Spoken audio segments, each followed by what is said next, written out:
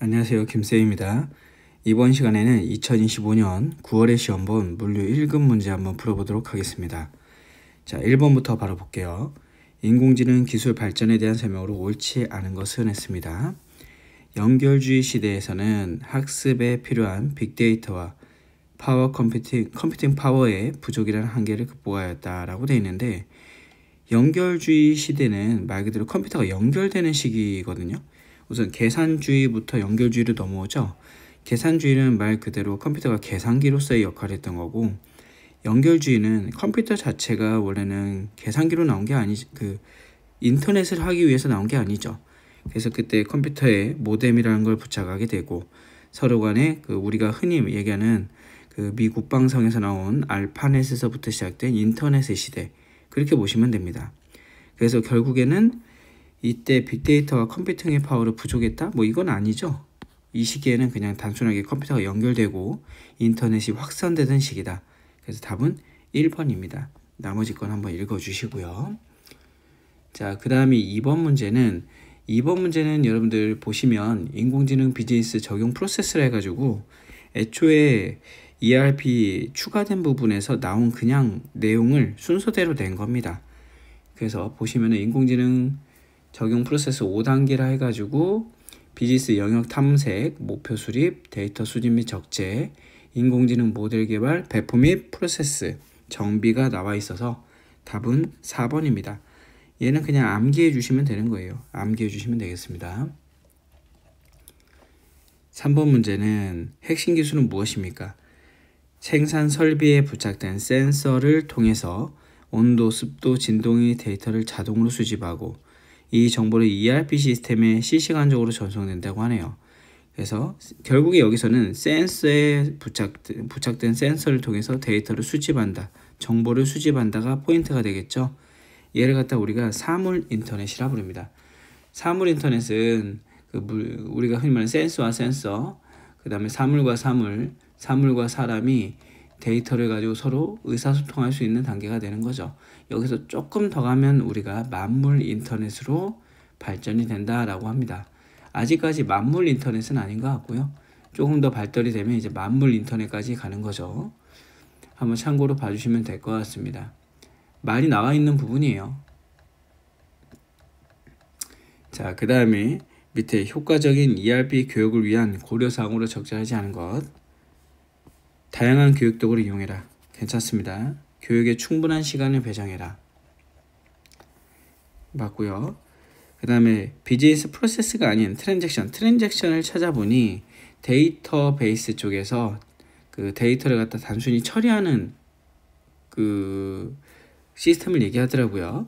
그래서 결국에는 단순 데이터 처리가 아니라 비즈니스 프로세스에 맞춰야 되겠죠. 거꾸로 됐다. 거꾸로. 답은 3번입니다. 4번 문제는 이전 차수에서도 계속 나오는 문제의 영역이었죠. 자, 그 다음에 5번 아웃소싱에 대한 설명으로 적절하지 않은 것은 했습니다. 아웃소싱에 대한 설명 적절하지 않은 것. 1번 자체 개발에서 발생할 수 있는 기술력 부족을 해결할 수 있다. 맞는 지문. 아웃소싱을 통해 기업이 가지지 못한 지식을 획득할 수 있다. 맞는 지문. ERP 개발과 구축, 운영, 유지 보수에 필요한 인적 자원을 절약할 수 있다. 이거 괜찮습니다.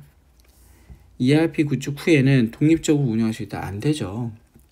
왜냐면 구축 후에 계속 외주를 통해서 지원을 받고 있기 때문에 우리가 독립적으로 운영할 수 없고 유지 보수 및 개발, 그 다음에 교육 훈련을 꾸준히 받아야 됩니다. 답은 4번. 자, 6번 문제부터가 이제 우리 물류 문제가 되겠죠. 자, 지수평화 상수를 0.2로 예측을 하고요. 별표 한번 치고 바로 넘어가겠습니다. 4, 4분기 예측치를 통해서 1, 4분기 예측치를 계산하시오. 그럼 이거 3개 다 구해야 되겠네요. 그죠? 그러면 우선은 11월 달 거 먼저 구해야 되겠습니다. 그러면 0.2가 주어졌으니까 1000 곱하기 0.2 더하기 1 마이너스 0.2 곱하기 950이 되겠죠. 그죠? 실제 판매량 곱하기 지수평화 상수 더하기 1 마이너스 지수평화 상수 곱하기 예측치니까요. 정기 예측치니까요. 그럼 여기서 960이라는 게 나옵니다. 그죠? 960이 나왔어요. 그러면 여기다가 960이라 써주시고 한 번 더 하면 되죠. 940 곱하기 0.2 더하기 1-0.2에 960 이렇게 곱하면 되겠네요. 자, 그러면 또 이번에 얼마가 나요? 56이 나오네요. 956을 또 써주시고 또 합니다. 961 곱하기 0.2 더하기 1-0.2 곱하기 956이 되겠죠. 그러면 또 얼마가 나와요? 이번엔 약간 애매하게 떨어질 것 같은데 그래도 계산해 보면 957이 딱 떨어져요.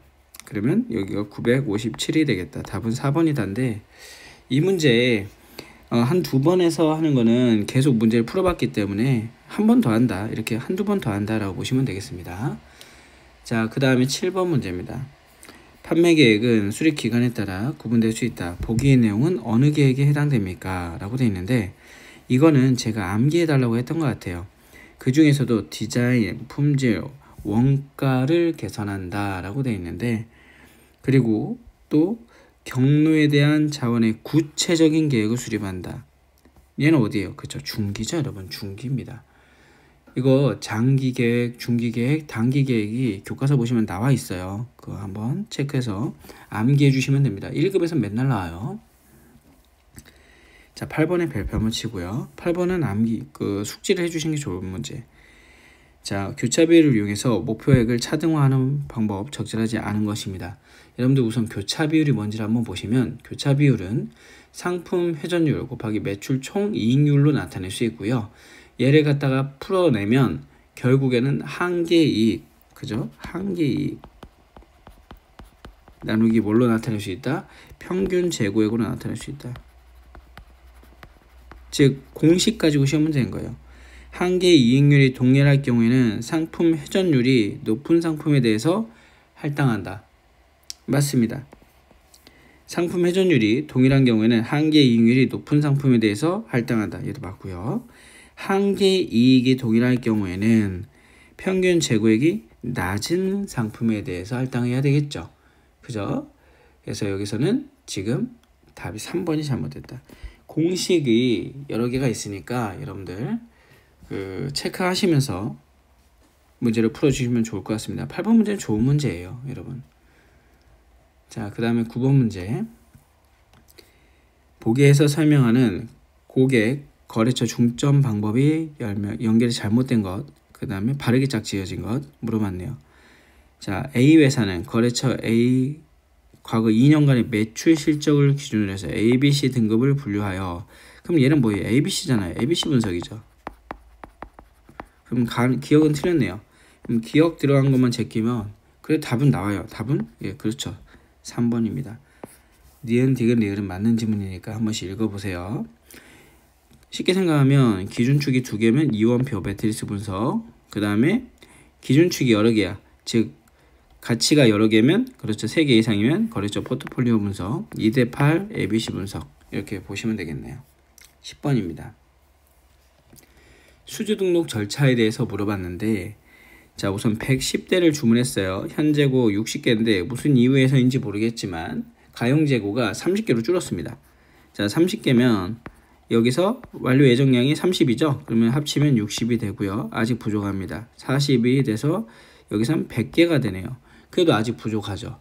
그럼 몇 개가 돼야 돼요? 그 140개가 9월 6일날 되니까 9월 6일날 기준으로 통보를 해줘야만 되겠죠. 답은 그래서 4번이다. 자, 11번입니다. 11번은 별표하고 얘도 계산 문제 중에서 자주 나오는 문제니까 체크 한번 해보시면 되겠죠. 우선 판매 예측량은 낚시다. 우선은 고정비 먼저 써주고요. 나누기 단위당 판매 가격에서 단위당 변동비를 빼주겠다. 그러면 얼마가 나와요? 여러분 여기서 그쵸? 2만이 나오나요? 이렇게 해서 6천이죠. 6천이니까 빼주면 2만이 나오겠네. 2만? 2만 곱하기 뭐 하시면 돼요? 요거 해주시면 되겠죠. 계산하시면 됩니다. 그럼 얼마 나와요? 그렇죠. 2,000인가 보다. 그죠? 2400000원이 나오겠네요. 계산 그냥 해주시면 되는 거라 뭐 크게 어렵지는 않습니다. 자, 12번 원가 가산에 의한 가격 결정 방식으로 상품의 소매 가격을 1,000원으로 결정했대요. 원가 구성이 다음 보기와 같을 때 소매업자의 이익은 얼마입니까? 소매업자의 이익은요. 소매업자 이익은 소매업자 이익을 먼저 보지 말고 우리 소매 가격을 한번 볼까요? 소매 가격을 외웠으니까 소매 가격은 도매의 가격 더하기 소매업자 영업비 더하기 소매업자 이익이 되겠죠. 그럼 요거 구하라는 얘기예요. 그러면 뭐 하면 돼요? 소매업자 이익은 소매 가격에서 뭐 빼면 돼? 도매 가격하고 소매업자 영업비를 빼주시면 될 거 아니야. 그죠? 그러면 1,000원에서 소매 가격이 주어졌으니까 300원 빼고 얼마 빼면 돼요? 400원 빼면 되겠죠. 그죠? 그럼 얼마 나옵니까? 아, 영업비니까 400원이 아니죠. 지금 제조원가는 빼고 제조원가가 아니네요. 제가 지금 잘못 봤네요. 그러면 뭘 빼면 돼? 400원 더하기 200원을 빼주면 되겠네요. 도매 가격하고 영업비를 빼주니까 그럼 얼마가 나와요? 400원 나오네요. 400원. 간단하게 풀 수 있는 문제였습니다. 자, 13번은 세모치고 이 문제가 매출채권 한도액을 구하는 문제가 자주 나오진 않거든요. 작은 고정기간을 구해서 거기다가 곱해주면 되죠. 매출액을. 그 작은 고정기간은 어떻게 하냐, 원래 책에 보시면 공식이 엄청 많이 나왔어요. 근데 그렇게 하지 말라. 그냥 준 거예요. 작은 고정기간은 아예 그냥 준 거죠. 그냥 곱하면 돼. 매출채권 회수기간 더하기 재고 회전 기간이죠. 그죠? 재고 회전 기간 더하기 뭘 주었어요? 빼기 매입 채무 지급 기간을 준 거거든요. 자, 그러면 여기서 매출채권 회수 기간 나왔습니다. 얼마? 0.5. 재고 회전 기간은 안 나왔어요. 회전율로 줬죠. 회전율을 기간으로 바꿔버리면 2분의 1이잖아요. 그러면 0.5가 되고요. 매입 채무 지급 기간은 지금 보면 0.3이기 때문에 그럼 마이너스 해주면 돼요. 그럼 어떻게 하면 돼? 0.5 더하기 0.5 마이너스 0.3이 되겠네요. 그럼 0.7이 되겠네. 그죠? 0.7을 여기다가 뭐 하시면 되냐면 그 매출액에다가 곱해주면 돼요. 매출액이 얼마예요? 매출액은 잔액이고 매출액은 지금 보시면은 0.7에다가 매출액을 곱해주면 되겠죠. 매출액은 어떻게 구해요? 매출채권 잔액 나누기 매출채권 회수기간이잖아. 매출채권 잔액 나누기 매출채권 회수기간 하면 얼마나? 1,000만원 나오죠. 1,000만원. 이 문제 그냥 푸실 분들만 푸시고 안 푸실 분들 안 푸셔도 돼요. 그러니까 공식을 몇 개 외워야만 하는 거니까. 다시 한번 매출액은 매출채권 잔액 나누기 매출채권 회수기간, 즉 얘는 매출채권 회수기간은 공식에서 가져온 거예요. 지금 아마 교과서 보시면 매출채권 회수기간은 그죠? 거꾸로 지금 매출채권 잔액 나누기 매출액으로 돼 있을 거예요. 거기서 가져온 공식이다. 그래서 1,000만원이 여기서 나오게 되니까 곱하기 0.7 하면 얼마? 700만원이 된다. 자, 14번입니다. 14번 문제를 이전에 나왔던 거, 물류 거점에서 수요지까지 연결하는 걸 물어봤어요. 물류 거점에서 수요지까지. 그럼 뭐 하면 돼요? 요거죠. 요거 두 개 곱하면 되겠네요. 물류 거점에서 수요지까지 가는 게 얼마냐고요? 40이죠. 58은 40입니다. 자, 15번. 물류 로지스틱스 거점 운영 방식은 무엇입니까? 라고 되어 있는데, 물류 로지스는 전국 단위 물류 네트워크를 운영하는 기업으로 거점에서 환적 기능만, 답은 나왔네요. 환적 기능은 그렇죠. 크로스토킹 시스템입니다. 바로 풀고 넘어가겠습니다. 자, 16번 별표하고요. EOQ는 루트 EDS 나누기 H는 PI로 표현이 됩니다. 그대로 집어넣어 주시면 되겠죠. 자, 그대로 집어넣고 루트 씌우면 얼마나요? 그렇죠. 240 나옵니다. 계산기 쓰는 거니까. 자, 17번은 별표 한번 해주시고요. 정답지에는 아마 ERP 거기서 나온 정답지에는 배송 거점 방식으로 되어 있는데 이렇게 센터가 있고 창고가 있는 거거든요. 여러분들 다단계 거점 방식입니다. 지금 답 표시가 잘못된 것 같은데 다단계 거점 방식의 모습이다 라고 봐주시면 될 것 같아요.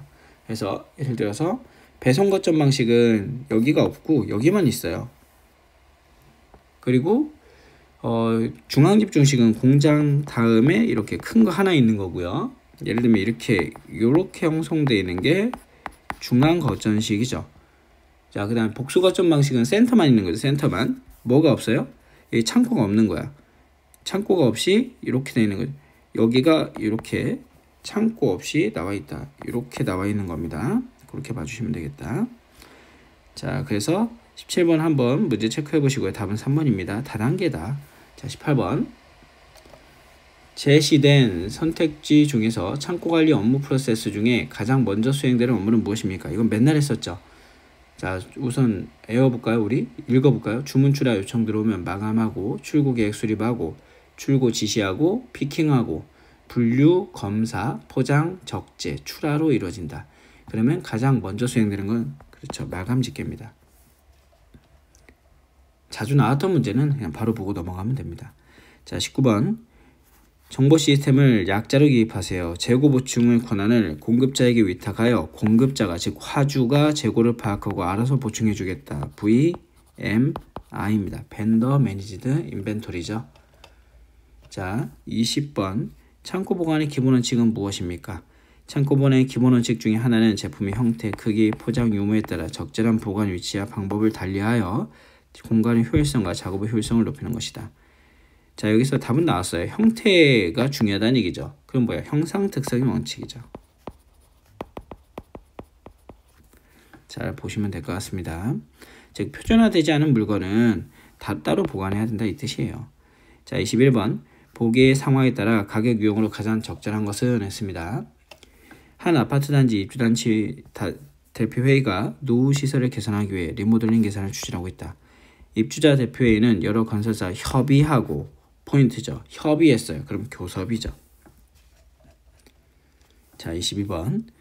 보기 조건을 반영할 때 적절한 구매 가격 결정 방식은 무엇입니까? 투자의 계획 회수, 투자 회수 계획, 향후 예상되는 발주량의 증가, 장기 공급 계약으로 인한 리스크 분산, 제조원가 구조 및 목표 이익률이 나오는데, 자, 이익률 나왔어요. 그럼 더 볼 필요가 뭐가 있어요? 이익률 방식이죠. 그죠? 목표 투자 이익률 방식은 기업이 목표로 하는 투자 이익률을 달성할 수 있도록 가격을 결정하는 방식이라 합니다. 그래서 한번 봐주시면 좋을 것 같아요. 자, 23번입니다. 여기서 3번이죠. 23번. 구매팀은 기업이 장기적인 경쟁력 강화를 위해 최적의 구매 방법을 수립하고자 한다. 다음 중 이러한 구매 전략에 해당하지 않는 것은 했습니다. 1번. 급변하는 시장에 유연하게 대응하고 특정 공급업체에 대한 의존도를 낮추기 위해 단일 공급업체의 구매 방식을 복수로 바꿨다. 잘했네요. 자, 기업의 핵심 역량을 강화하기 위해 단순 구매를 넘어 공급업체와 장기적인 파트너십을 맺었다. 잘했습니다. 최근 1년간 모든 구매 계약이 종료된 공급업체를 대상으로 계약 내용과 실제 성과를 비교 분석하여 다음 계약 시 참고로 활용하기 위해 평가 보고서를 작성하는 업무를 수행했다 라고 하는 건데, 지금 여기서는 1년간 구매 계약을 갖다 해서 성과, 단순 성과를 보고서 평가 보고서를 작성했다는 건 뭐예요? 장기적인 파트너가 아니라 단순, 그죠? 단순 업무고, 그리고 여기서는 지금 구매 전략을 물어봤잖아요. 구매 전략은요, 여러분들 구매 방침, 구매 계획, 구매 방법이에요. 근데 지금 여기는 전략이 아니라 엄연히 따지면 이 3번은 어디에 낼까요?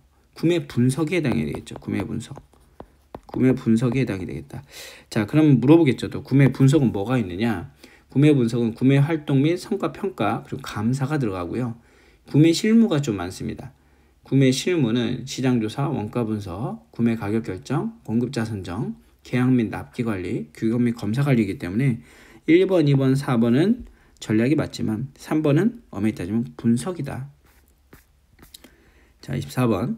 공급자 선정 방식 중에 지명 경쟁 방식을 이용할 때 공정성에 염두를 두고 지명에 신중하게 기해야 되는 이유로 옳은 것은 가장 타당한 것은 했습니다. 그러면 불특정 다수 입찰 참여를 보장하기 위해서 지명 경쟁은요, 여러분들 이거 이렇게 생각하시면 돼요. 지명 경쟁은 소수의 공급업자가 그 지원을 하고 그 중에서 선택하는 거다 보니까 자칫 잘못하면 수의계약, 즉 짬짬이라죠. 우리 서로 이전에 합의하에 그 업체를 미리 선정하는 것처럼 보일 수가 있거든요. 특정 업체에 대한 특혜 제공으로 오해받을 수 있기 때문에 이거를 갖다가 입증하기 위해서 정확하고 공정성 있는, 투명성 있는 그 선발 과정이 필요하다. 이렇게 봐주시면 좋을 것 같습니다. 그렇게 되는 게 어디예요? 그렇죠. 4번이죠. 4번입니다. 특징을 알고 넘어가면 바로 풀 수 있는 문제였다. 25번. 코스트 플러스 방식을 산정하는데 책상 한 개의 가격을 산정하기 위해서 원가 정보가 다음과 같을 때 한 개의 가격은 얼마입니까? 라고 했습니다. 그러면 우선 직접 원가부터 구해볼까요? 직접 원가 구하면 얼마 나오죠? 여기 있네요. 직접 원가를 따로 주어졌으니까 직접 재료비, 직접 노무비는 굳이 볼 필요가 없고요. 직접 원가 더하기 재정 간접비 하면 38만원. 여기다가 밑에 보시면은 판매 및 일반 관리비를 더하시면 되죠. 그럼 총원가가 나오겠네요. 그러면 58만원. 거기다 목표 이익을 갖다가 또 더해야 되겠죠. 그럼 얼마가 나와요? 83만원이 나온다. 그래서 83만원이 되겠습니다. 답은 자 26번. 구매 계약의 종류 중에 괄호에 적합한 내용 한글로 쓰세요. 향후 거래 조건은 분쟁 소지가 있을 경우에 구매 계약서를 쓰는 것이 바람직하다. 괜찮은 내용. 구매 계약서는 괄호는 이미 발생된 이거 해제와 해지에 대한 내용이죠. 해제는 기 발생된 행위를 소급해서 무효로 하는 것을 해제, 해지는 미래에 대해서만이죠. 그럼 얘는 답이 뭐야? 해제가 되겠죠. 이것도 계속 나오네요. 그죠? 별건 아닌데 계속 나옵니다. 자 27번. 무역거래의 결제와 송금 등 외국환 업무를 전문적으로 취급하는 갑종 외국환 은행에 대한 설명이 가장 적절한 것은 환전, 송금, 신용장 개설 등 수출입 기업의 다양한 금융 니즈를 충족시키는 업무를 한다. 정확하게 설명하고 있습니다. 1번이 정확합니다. 그래서 한번 읽어주시면 되겠습니다. 자 28번. 통관에 대한 설명으로 가장 적절하지 않은 것은 했습니다. 수출입 신고는 수출업자 본인만 진행할 수 있으며 관세사를 통한 통관은 허용되지 않는다. 이거 말도 안 되는 거죠. 관세사가 하는 게 뭡니까 여러분들 원래? 그렇죠. 통관을 대행하는 거잖아요. 그렇기 때문에 여기서는 잘못 나와 있다. 그래서 원래 수출입 물품의 세관 검사를 허가를 거쳐 외국으로 반출되거나 국내에 반입되는 거를 통관이라 부르는데 이거를 원래 본인이 할 수도 있지만 관세사가 대행할 수도 있습니다. 정확하게 알아주시는 게 좋을 것 같아요. 나머지는 맞는 지문이니까 한번 읽어보시면 좋을 것 같아요. 자 29번 문제는 원래 물류관리사에서 이렇게 자주 나오거든요. 해양 운송계약과 관련 없는 것은 됐는데 헤이그 규칙, 함부르크 규칙, 로테르담 규칙은 해상 운송계약이 되고요. 몬트리올 협약은 항공입니다. 항공과 관련된 규약이다. 답은 그래서 4번이다. 나온 김에 알아두시면 좋을 것 같아요. 이건 29번은 솔직히 틀려도 아무 상관이 없는 문제입니다. 다음에 안 나올 문제예요. 잘. 그래도 한번 보시면 좋을 것 같고요. 해상보험에 대한 설명을 옳지 않는 것은 ACC, ABC죠. 신약관은. 지금 그럼 여기는 뭐예요? 얘는 구약관입니다. 구약관이 신약관으로 잘못 나왔다. 이 답은 1번이다. 한번 읽어보시고요. 31번. 보기는 무역 발생 원인에 대한 설명입니다. 괄호 안에 들어갈 용어 한글로 쓰세요. 나라에 따라 자연 조건이나 사회 조건이 다르고 물품을 생산하기 위한 비용이나 효율이 다르기 때문에 이 점에서 유리한 지위에는 즉 괄호가 상품 여분으로 생산해서 이것을 타국의 괄호 상품과 교환하면 이거 책을 찾아보시면 이렇게 나왔을 거예요. 비교 우위라고. 즉 다른 나라에 비해 우리나라가 조금 더 나은 부분이죠. 그걸 비교 우위라고 부른다. 자 32번입니다. 마지막 문제. 이거는 별표 한번 해주시고요. 물류관리사에서도 상당히 많이 나오는 문제입니다. 여기서 포인트는 뭐냐면 양화가 이루어진 상태로 해요. 그래서 양화가 이루어진 상태로인데 얘는 delivery at place unloaded 해가지고 도착지 양화 인도 조건입니다. D 조건 중에서 유일하게 양화가 이루어진 상태로 이루어지는 거래 조건이다. 그래서 얘를 갖다가 DPU라고 부른다. 어쨌든 여러분들 보시면은 3개밖에 없기 때문에 DDP라든가 여러분들이 보시면서 DAP 조건도 있죠. DAP, DPU, DDP가 있는데 어쨌든 DAP는 주어졌으니까 아닐 거 아니에요. 그죠? 그러면 DPU나 DDP 둘 중에 하나인데 아마 나중에 조건을 보시면은 유일하게 양화가 이루어진 것으로 되어 있는 거는 그 항목이 명시되어 있는 거는 DPU 하나밖에 없습니다. 그래서 이걸로 해서 물류관리사에도 문제 풀거든요. 그래서 기억을 해주시면 좋겠다. 32번 문제는 좀 체크하고 넘어가시면 좋을 것 같아요. DPU는 합의된 목적지 장소에 양화가 이루어진 상태로 매수인이 처분하에 둘 때 인도가 이루어지는 규칙을 얘기한다. 그래서 DAP 조건에서 매도인의 양화가 추가됐다라고 보시면 되겠습니다. 답은 DPU다. 봐주시고요. 이론 문제는 그렇게 어렵지 않았습니다. 계산 문제가 살짝 조금씩 틀었는데 그렇게 문제 푸실 때 어렵지 않았을 것 같고요. 바로 이어서 다음에는 실기 문제 한번 풀어보도록 하겠습니다. 수고하셨습니다.